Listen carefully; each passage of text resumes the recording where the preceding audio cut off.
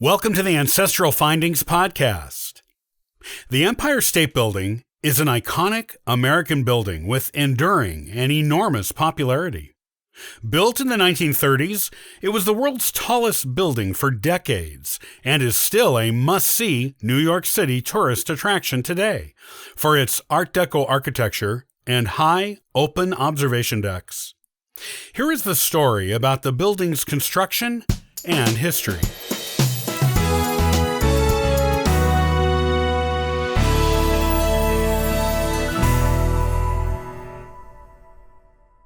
I enjoy visiting, reading, and photographing architecture, and the Empire State Building is arguably the most famous building in the United States. While no longer the tallest, it is no less impressive than it was the day its construction was completed. A large part of the 20th century history of New York City is connected to this famous building. It is still considered a must-see destination for anyone on a first-time trip to the city. Here are the fascinating details of its construction and history. At 102 stories, the Empire State Building is an Art Deco-style skyscraper located in the Manhattan borough of New York City. It was designed by architectural firm Shreve, Lamb & Harmon, with construction beginning in 1930 and being completed in 1931. It is 1,250 feet tall before you count the antenna, and 1,450 feet tall with the antenna. While it was the tallest building in the world for a few decades, it is now the 5th tallest building in the United States, and the 28th tallest in the world. The site where the building stands on the west side of 5th Avenue, between West 33rd and 34th Streets, used to be a private family farm in the 1700s. By the late 1820s, the land was purchased by the wealthy and well-known Astor family. Patriarch John Jacob Astor's descendants built the internationally famous Waldorf Astoria Hotel on the land in the 1890s. The hotel remained in operation in its original location until the late 1920s, when the Astors sold it to the Bethlehem Engineering Company. The Bethlehem Engineering Company flipped the building to Empire State Incorporated. The company was part of a business venture spearheaded by a famous businessman named John J. Raskob, as well as members of the DuPont family. Former New York Governor Al Smith was given the position as head of the Empire State Company.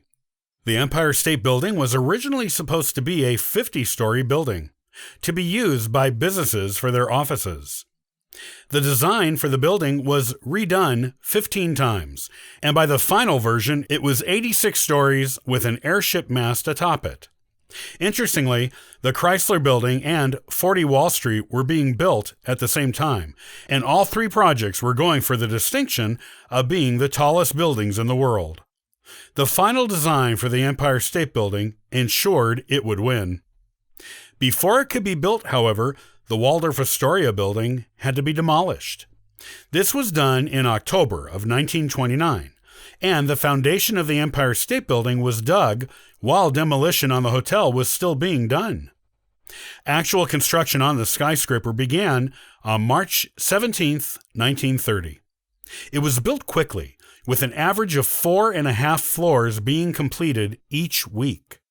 The 86 floors were completed on September 19, 1930, and the airship mast was finished on November 21st of that year. After the exterior of the building was completed, work on the interior began and was finished quickly enough that the building was opened on May 1st, 1931. Then U.S. President Herbert Hoover held an official opening ceremony for the building in Washington, D.C., and pressed a button that turned on the lights of the building remotely. There was substantial publicity around the construction of the Empire State Building, and it was a well-known building and tourist attraction from the beginning. Its iconic Art Deco architecture and open observation deck brought in about 4 million visitors a year soon after opening. It continues to draw similar numbers of visitors today, and the building now includes a 102nd floor observatory, as well as the original one on the 86th floor. However, it was not until the 1950s that the building began to make a profit. The building was the world's tallest from its completion in 1931 until the World Trade Center's North Tower was completed in the late 1970s. After this building and its sister building fell in the September 11, 2001 event, the Empire State Building once again became the tallest building in New York, though no longer the tallest in the world, and remained so until the new One World Trade Center building was completed in April of 2012. The highest floor within the building proper is the 86th floor. However, there are 16 stories worth of Art Deco spire on top of the building, which is hollow, except for the very top. There are no floors between the 86th floor and the 102nd, with it all being hollow inside the spire, and then there is an observation deck on the 102nd floor in the spire. There is a 203-foot pinnacle on top of the spire, which has a large number of broadcast antennas on it, as well as a lightning rod. The building is regarded as an American cultural landmark and icon today and has been designated as a National Historic Landmark in 1986. The American Institute of Architects list of America's favorite architecture ranked it number 1 in its 2007 volume. The building has also been featured in more than 250 TV shows and movies, with the first being the movie King Kong in 1933. The American Society of Civil Engineers named the Empire State Building one of the 7 wonders of the modern world. Other interesting facts about the building are that it has 1,860 steps from the first floor going to the 102nd. It is estimated to weigh 365,000 tons and has 37 million cubic feet of space in its interior. Its construction required the use of 10 million bricks, 730 short tons of aluminum and stainless steel, and 1,272 miles of elevator cable. There is room in the building for 20,000 tenants. It can also accommodate up to 15,000 visitors at a time. There is no question the Empire State Building is iconic.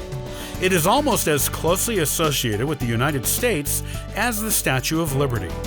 Even though it is no longer the tallest building in the world, it is still just as popular as it always was.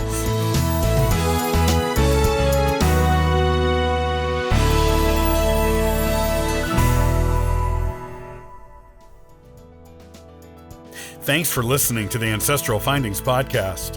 For free resources to help you in your genealogy research, you can visit ancestralfindings.com.